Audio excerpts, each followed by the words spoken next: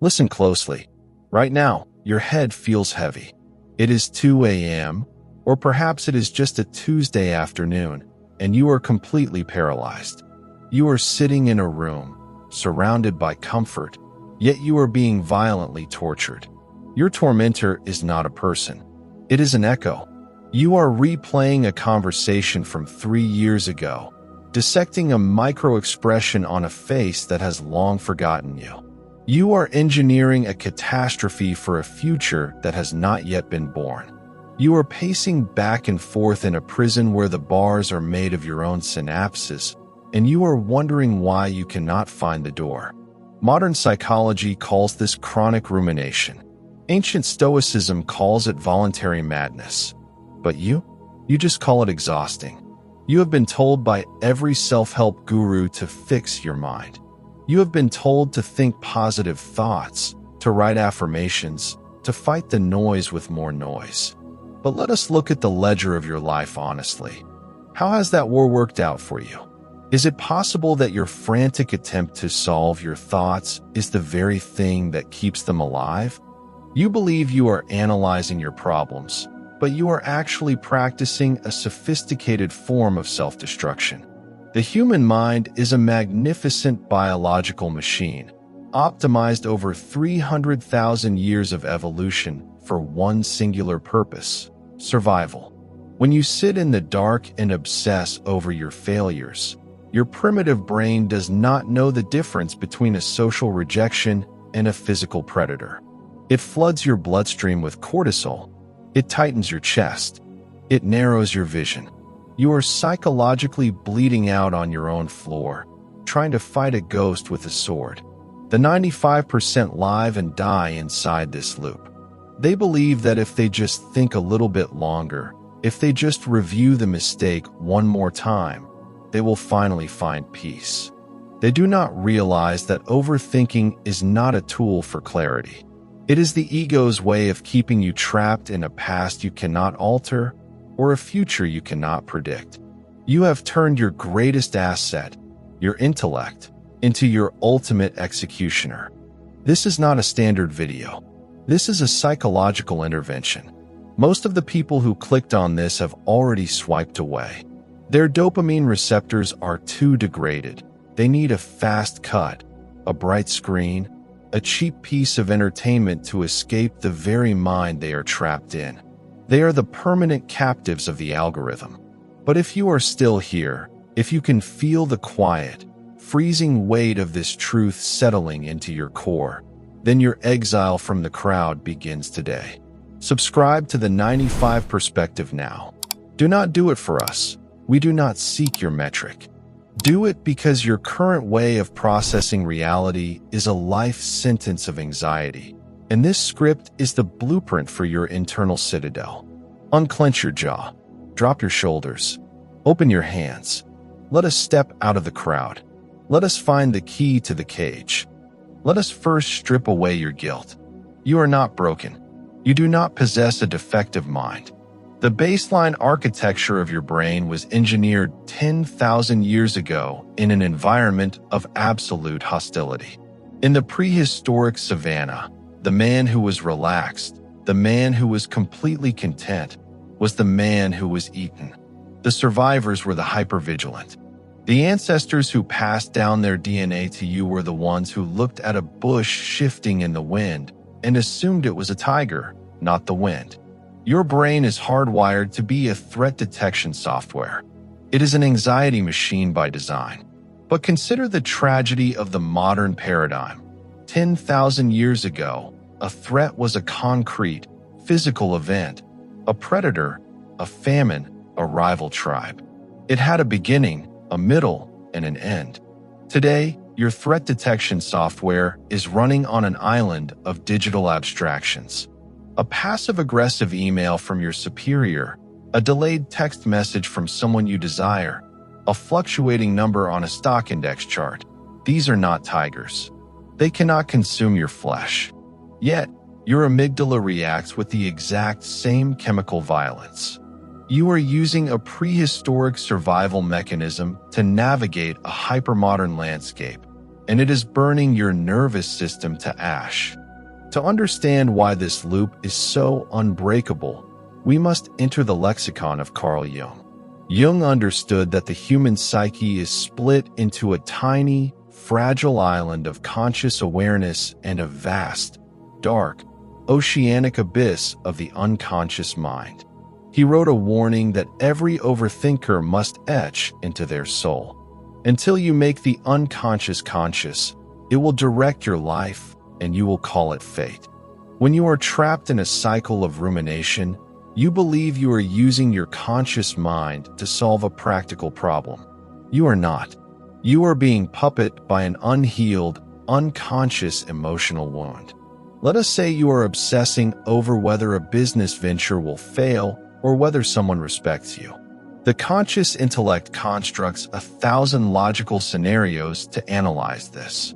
But the unconscious driver is a primal terror of abandonment, a deep-seated belief that you are inherently inadequate, or a fear of being cast out of the tribe. You are trying to solve an emotional, existential wound using cold, analytical logic. It is the psychological equivalent of trying to put out a roaring structural fire with a blueprint of the house. The blueprint tells you where the rooms are, but it contains no water. Your logic cannot touch the fire of your unconscious fear. It only feeds it more oxygen. We must establish a foundational distinction that the 95% spend their entire lives ignoring. You are not your thoughts. The Western world was poisoned by the philosophy of René Descartes, who famously stated, "Cogito, ergo sum." I think, therefore I am. This single sentence consolidated the ultimate illusion of modern identity.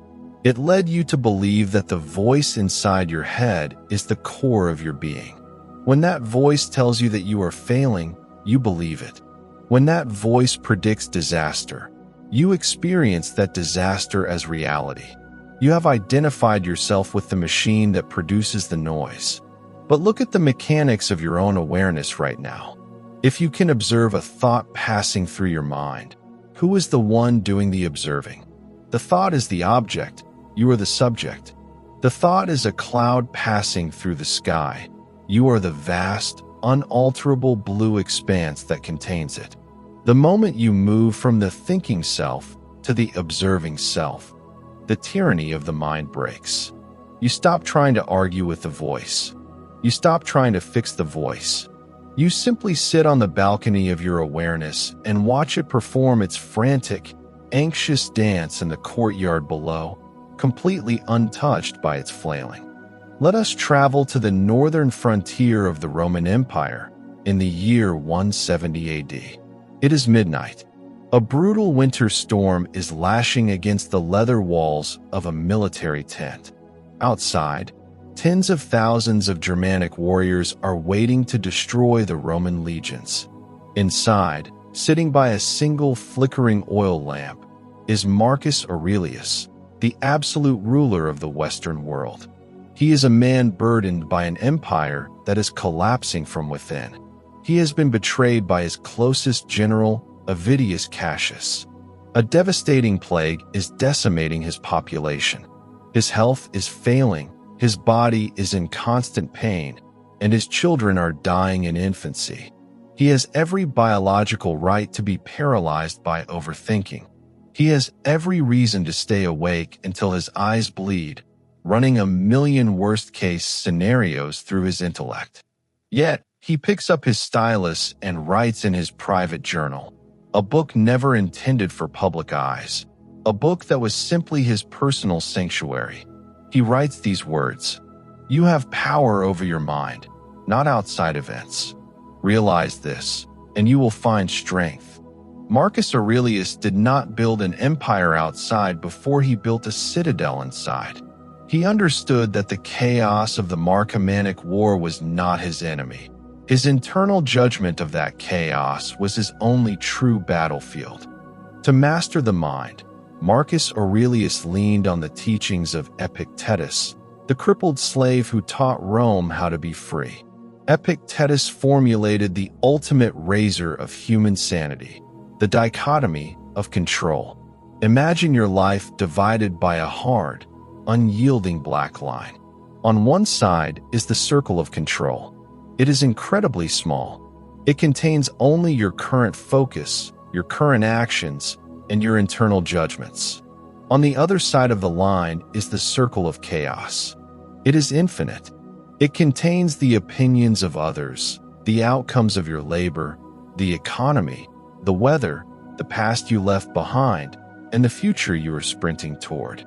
The 95% live in a state of permanent psychological exile because they spend 90% of their emotional currency trying to manage the circle of chaos.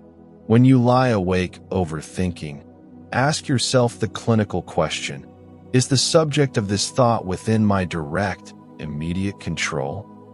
If you are worrying about how someone interpreted your words, that is an event occurring inside another person's skull. It belongs to the circle of chaos. You have zero jurisdiction there.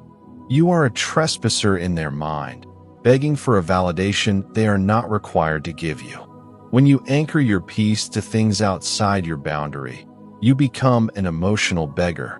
The Stoic looks at the circle of chaos, turns his back to it, and says, "That does not belong to me. Therefore, it is nothing to me." Let us implement a practical metric to deconstruct your rumination right now: the filter of actionability. Every thought that enters your consciousness is an energetic parasite. It demands blood. It demands your attention to survive. If a thought enters your mind regarding a problem, you must immediately apply the Stoic razor. Can I take a physical action in the next 5 minutes to resolve this? If the answer is yes, you stop thinking and you execute. If the answer is no, if the problem is a past mistake that cannot be undone or a future variable that hasn't arrived, then that thought is not an analytical tool. It is an illusion. It is a virus designed to deplete your energy. Marcus Aurelius wrote, "Wipe out the impression. Say to yourself, it lies in my own power to ensure that no evil, no desire, no disturbance finds a home in this soul." You must treat your mind like an elite sovereign territory. If a thought cannot show a visa of immediate actionability, you do not argue with it. You do not try to convince it. You lock the gates of the citadel and let it starve to death on the outside of your walls. Let us shift our lens from the palaces of Rome to the darkest pit of human history, the Auschwitz concentration camp in 1944. Inside this monument to human cruelty walks a man named Viktor Frankl. He is a psychiatrist. Everything has been stripped from him. His family has been exterminated. His manuscript, his life's work, has been destroyed. His clothes have been replaced by rags, and his body is being slowly starved to death. By every modern psychological metric, Frankl's mind should have been consumed by a fatal vortex of overthinking. He was surrounded by a reality of absolute despair. Yet, as he watched his fellow prisoners laid down in the mud to die, he discovered a truth that sits at the very core of human sovereignty. He wrote, "Between stimulus and response there is a space. In that space is our power to choose our response. In our response lies our growth and our freedom." Overthinking is the frantic, neurotic attempt to close that space. When a negative stimulus occurs, a setback, a failure, a rejection, the untrained mind of the 95% reacts instantaneously. The stimulus hits, and the response of anxiety is immediate. They have no space. They are purely reactive animals, vibrating at the frequency of their environment. The architect of the internal citadel looks at the stimulus and expands the space until it becomes a silent, vast void. When an intrusive thought arrives, saying, "You are failing, your future is ruined," the overthinker runs into the thought and starts fighting it. They try to prove it wrong. By doing that, you are validating the thought's presence. You are treating a phantom like a real opponent. Healing is the deliberate act of widening that space. When the thought arrives, you do not react. You do not agree, and you do not disagree. You simply step back into the void of your awareness and observe it.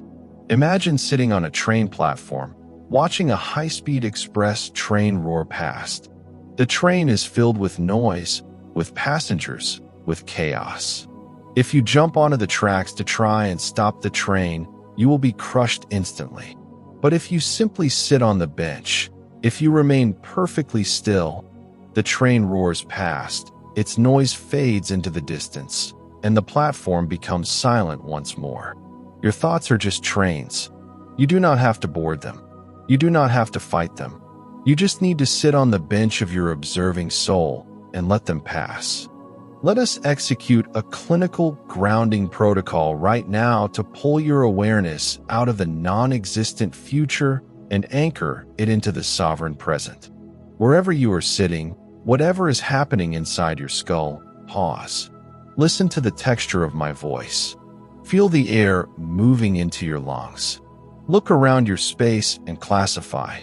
Identify 5 distinct physical objects you can see. The corner of a desk, the texture of a wall, the frame of a window. Notice their shape, their stillness. Identify 4 things you can physically touch right now. The weight of your clothing on your skin, the cold wood of a table, the solid floor beneath your feet. Feel the density of matter. Identify 3 things you can hear in the background. The low hum of an appliance, the distant rush of traffic, the rhythm of your own breath. Identify 1 thing you can smell or taste. Welcome back to reality. Let me ask you a question. The terrifying future you were just suffering in, where is it? Can you touch it? Can you see it? It does not exist. It is a ghost created by a hyperstimulated brain. The only reality that commands authority is this room, this moment, this breath. You have returned to the kingdom of the present. We are entering the final segment of this session. Your homework for the next 7 days is simple, but it requires a terrifying discipline. From this moment forward, you must change your grammatical relationship to your own mind. The 95% live in a state of linguistic slavery. When an anxious thought arrives, they say, "I am worried about my future." By using the words, "I am," you have committed a profound psychological error. You have fused your identity with your anxiety. You have stated that you are the worry. The 5% practice linguistic insulation. When an intrusive thought arrives, you rephrase it inside your awareness. I notice that I am having a thought about being worried. Look at the monumental shift in that structure. You are no longer the worry. You are the one who notices the worry. You have created a psychological buffer. You have built a wall of insulation between your core sovereignty and the passing storm of your synapses. Consider the final metaphor of your liberation, the law of the sky. The human mind is a weather system. Some days there is absolute clarity, a bright sun, a calm breeze. Other days, a massive, violent hurricane of dark clouds, lightning, and torrential rain sweeps through. The 95% look at the hurricane and believe the universe is ending. They try to fight the rain. They try to push the clouds away with their bare hands. They exhaust themselves fighting the weather.